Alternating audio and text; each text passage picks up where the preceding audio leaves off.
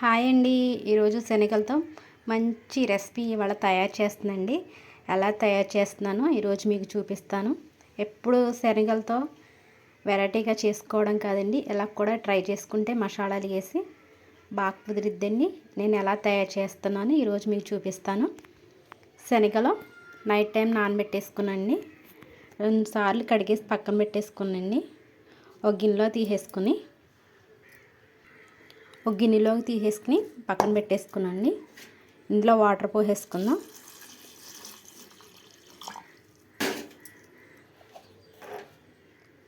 ఒక అర spoon salt వేసుకుందామండి. సాల్ట్ వేసుకున్నాకండి ఇప్పుడు స్టవ్ వెలిగించుకుని స్టవ్ మీద పెట్టేసుకుందాం. ఇప్పుడు శనగలు ఉడికిపోనియండి. చక్కగా ఇలా మెత్తగా ఉడికిపోవాలండి. చూడండి అలా మెత్తగా ఉడికిందండి. ఇలా ఉడికిన తర్వాత వాటర్ అంతా పక్కకు ఉంచేసుకుని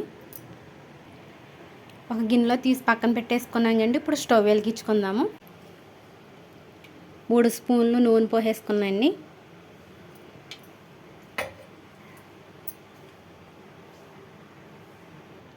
నూనె వేడెక్కిందండి. తాలింపులు వేసుకుందాం. జీలకర్ర వేసుకుందాం.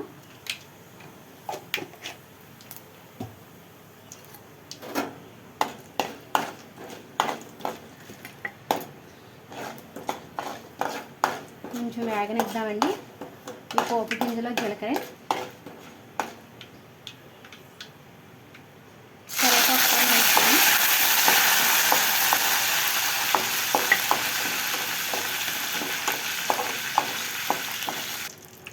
ఉల్లిపాయలు కూడా వేసుకుందామండి. ఇప్పుడు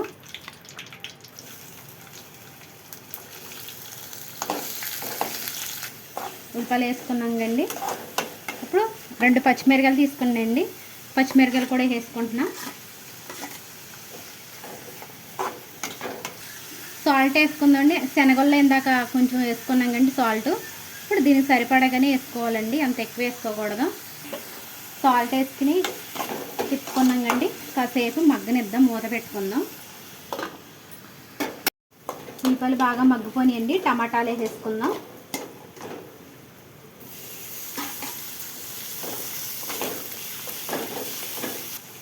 అర స్పూను పసుపు,